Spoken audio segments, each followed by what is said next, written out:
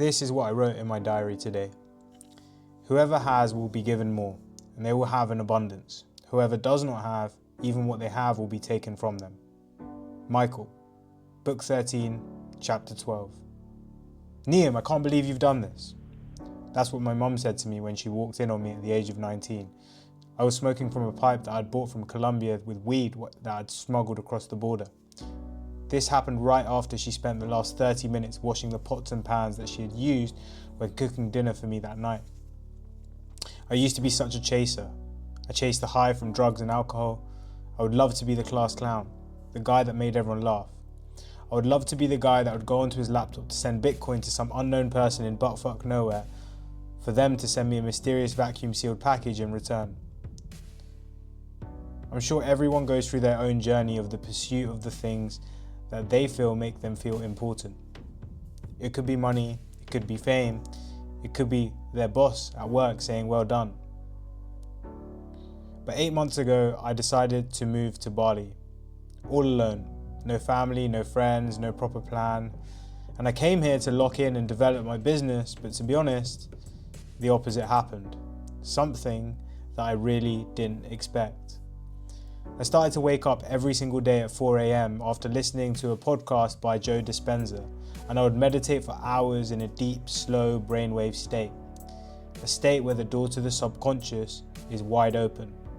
I started to reprogram my brain to feel more free than ever before, more abundant than ever before. I felt rich. I felt at peace. I felt like I could do anything. I started to realize that this third plane of existence, the physical world, the world we are living in right here and right now, the world we can see, feel, hear, touch and smell, is nothing but an illusion. It led me to apply for a job that on paper I'm unqualified for. Because I felt on top of the world, because I feel like I could do anything, I felt like I could reach for the stars. I don't apply for jobs that often, but this one was special. I pulled out all the stops. I recorded a 12-minute video. I hired a video editor. I sent it to senior leaders of the company by scraping their email addresses. I ordered a professionally handwritten letter for the founder on Etsy and gave it to him when I met him in person in order to stand out from the masses. I even had a positive response, but then I heard nothing but radio silence. In other words, my expectations were unmet by my reality. And as I waited in silence in this mental purgatory, my mind started to play tricks. What if it hasn't worked? Am I really that much of a failure? All of that effort for nothing? In other words, I lost the peace. I lost the peace that I'd worked so hard to cultivate inside of me. It's like my old frequency had me like the Undertaker has his opponent just before his signature choke slam. I woke up feeling low. I lost all motivation. And once again, I was chasing. Now to you this might seem petty, but to me, it felt like emotional turmoil. It was like a tug of war between my new frequency and old frequency. I refreshed my phone more times than you can imagine, waiting for the exact same feeling of validation that I used to seek as a young boy, chasing his good grades or the next high. But this time, more aware that this state was not the real me.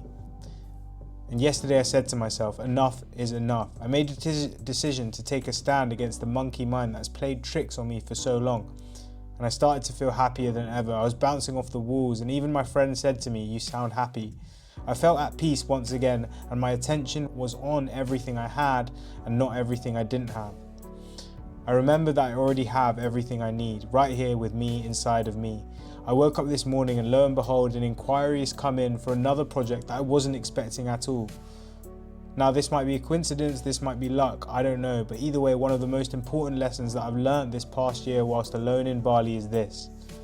I have everything I could ever want right here inside of me. Nothing external will make a difference to the way that I feel. In the Western world, we are so obsessed with the next promotion, the next job, or the next high, but we don't actually want those things. We want how those things make us feel. But you can feel those emotions right here and now. And if you feel like you have those things, only then the world will give it to you, because the physical world is the realm of effect and the mental is the realm of cause. You feel first and then you have. So stop chasing and start feeling, because that's the only way to really get what you want.